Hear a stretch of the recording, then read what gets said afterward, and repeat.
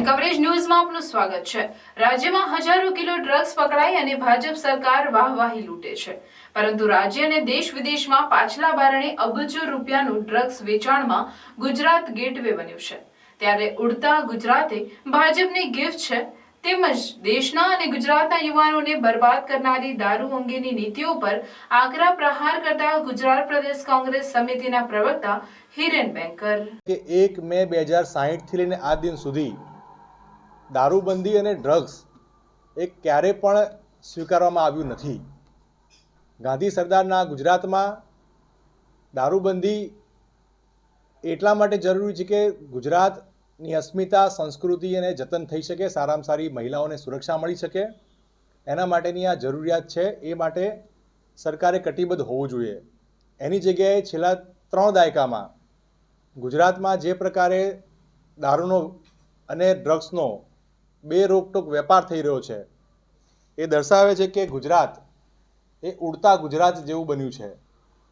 પાછલા બારણેથી એ પોર્ટ હોય, રસ્તા હોય, એરપોર્ટ હોય, કોઈ પણ જગ્યાએથી ડ્રગ્સને પાછલા બારણે ગુજરાતમાં લાવવામાં આવી રહ્યું છે।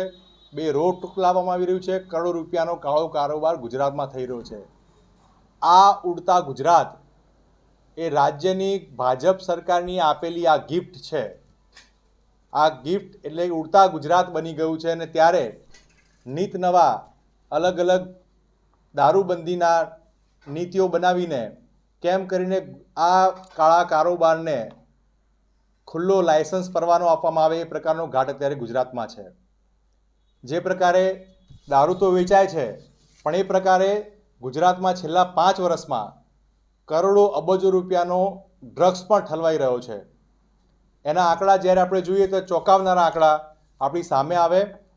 છેલ્લા 5 વર્ષમાં ગુજરાતમાં 93,691 કિલો જેટલો ડ્રગ્સ એ ગુજરાતમાં પકડાયું છે। સાથોસાથ એ લીટરમાં વાત કરીએ તો 2229 લીટર ડ્રગ્સ અને જે પિલ્સ સ્વરૂપે કે ઇન્જેક્શન સ્વરૂપે લેવાતા હોય એવા નંગની વાત કરીએ તો 73,163 જેટલા નંગ છેલ્લા 5 વર્ષમાં ગુજરાતમાં પકડાયા છે।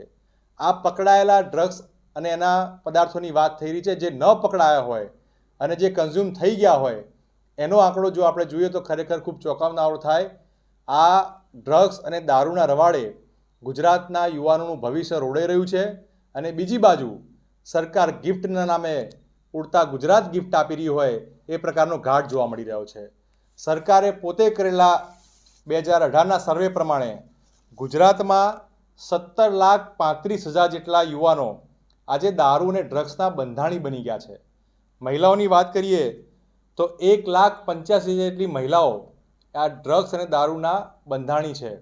આ સરકારે આપેલા આંકડા બતાવે છે કે ગુજરાતમાં છેલ્લા 3 દાયકામાં બે રોકટોક કાળો કારોબાર એ ગુજરાતમાં થઈ રહ્યો છે। ઉડતા ગુજરાત નામની ગિફ્ટ આ આપી હોય તે એક માત્ર ભાજપ સરકારે આપી છે। કહેવાતી પાર્ટી વિથ ડિફરન્સ એ ખરેખર ગાંધી સરદારના મૂલ્યોમાં માનતી નથી। ધોળે દિવસે એમના મૂલ્યોનું હનન કરતી હોય, હત્યા કરતી હોય એવા એકથી એક નવા પરિપત્રો બહાર પાડે છે। આ દર્શાવે છે કે ગાંધી સરદારના ગુજરાતમાં આ દારૂબંધી કરવામાં સદંતર ભાજપ સરકાર નિષ્ફળ નીવડી છે। ડ્રગ્સના કાળા કારોબારને રોકવામાં સદંતર નિષ્ફળ નીવડી છે। જે પ્રકારે 1 લાખે જે પોલીસ કર્મીની સંખ્યા હોવી જોઈએ એમાં પણ રાષ્ટ્રીય સરેરાશ કરતાં પણ આપણી પાસે પોલીસ કર્મીઓની સંખ્યા ઓછી છે। પોલીસ કર્મીની સંખ્યા જોઈએ તો 1 લાખે માત્ર 127 પોલીસ કર્મી આજે ગુજરાતમાં છે, જે રાષ્ટ્રીય સરેરાશ કરતાં પણ ઓછા છે। એટલે એક બાજુ બે રોકટોક કારોબાર થાય અને એને રોકવા માટેની જે આપણી પાસે સુવિધા તંત્ર હોવું જોઈએ એ તંત્ર પણ આજે ગુજરાતમાં જોવા મળતું નથી। એના જ કારણે આજે ગુજરાતનો યુવાન એ જે ગુજરાતનું ભવિષ્ય કહી શકાય એ ભવિષ્ય આજે ધીરે ધીરે રોડાઈ રહ્યું છે। અને એને રોડાવું કેમ અટકાવાય એ અટકાવવાની જગ્યાએ ભાજપ સરકાર નીત નવા ગિફ્ટોના નામના પરિપત્રો અત્યારે હાલમાં કરી રહી છે।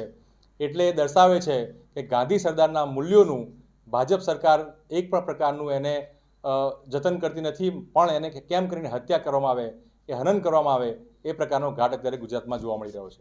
अन्य खबरों के लिए चैनल को सब्सक्राइब कीजिए। खबरों का नोटिफिकेशन पाने के लिए बेल आइकॉन को जरूर दबाएं।